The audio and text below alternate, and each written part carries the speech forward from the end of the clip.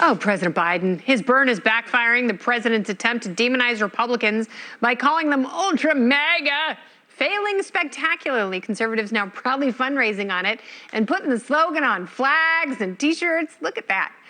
Even President Trump gloated over the weekend. Now I think we're going to go to ultra MAGA. But as a result, our country was ultra prosperous, ultra secure, and ultra successful, the most successful our country's ever been.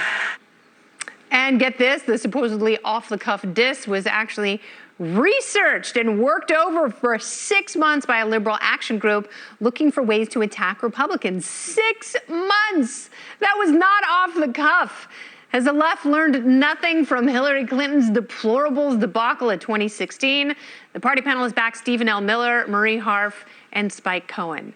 So, Stephen L. Miller, what is the first rule of branding? Yeah, basic PR branding. Don't make your target sound any cooler than they are, which is kind of what happened here. And like you mentioned, the basket of deplorables thing, you would have thought they would have learned from that one, because that's just what Trump is good at doing. They give him a moniker and then he takes it and runs with it, and his base runs with it, and they say, see, this is what these people think of you.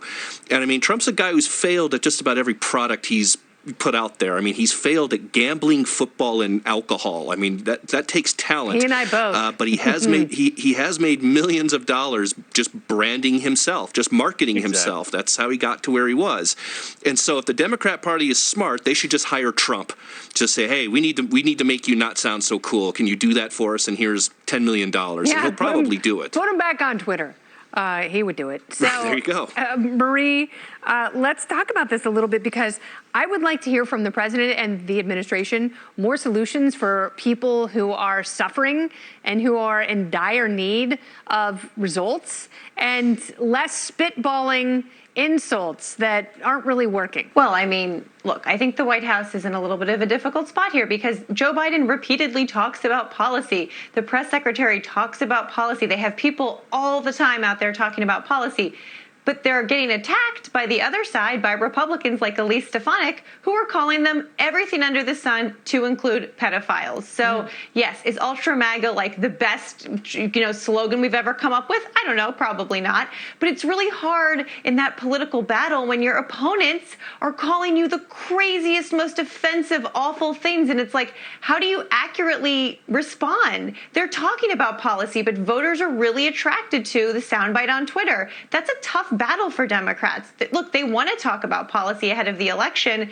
Republicans are just talking about crazy slogans that they're throwing at us. I don't know, man. You guys, you have social media as a shield for the left and the mainstream media. So they are already carrying water for you. The president's poll numbers are not bad because conservatives are calling him names on Twitter. They're bad because his policies are awful. And to your point, they're more concerned about the politics and the optics and how things look, as opposed to how things are and how they could get better. So whatever you think they're doing, they're not doing enough, and they're failing. Spike? Yeah. I mean, that was pretty much everything I was going to say. No, I think that I think from the standpoint of, first of all, that we have a brave, it's amazing we're in this brave new world where politicians say mean things about each other. I know that's unprecedented for Joe Biden and the Democrats to have to deal with, but they're going to have to make do because they're in charge of the entire country right now. I actually come from a marketing background before I got into politics. And if I had to come up with a way to brand one of my competitors in a way that would be negative towards them, I wouldn't take their most cherished phrase and add ultra to it. Like that for people that are in that in-group who support that phrase, that just, it's like putting turbo on it. It's like saying turbo MAGA would have been just as effective. And for those who already don't like MAGA, adding ultra to it isn't going to make them dislike them even more. And for those in the middle who don't really care, adding ultra to it makes it sound kind of cool. And then it gives Trump, like, as you've already said, the perfect opportunity to just dunk on them and say, yes, we are ultra. We want ultra this and ultra that. I'm not sure what the mindset was there, but I mean, it's clearly working very well for them along with the rest of their policies. It's not working. None of it is working. They're definitely not playing the long game because they know that Kamala Harris is not electable as president in her own right. Otherwise, she might be president. And they're not playing the long game because Joe Biden's not going to run again in 2024. I don't care what he says. He can't get through a speech. Ultra not electable. He's not. This is only his second year in office, and he can't make it through a speech without stumbling off the stage. Man, I wish Chevy Chase were still funny because what he did to Gerald Ford, if he did that to Joe Biden now, I think we would all stand up and applaud. Meanwhile, let's talk.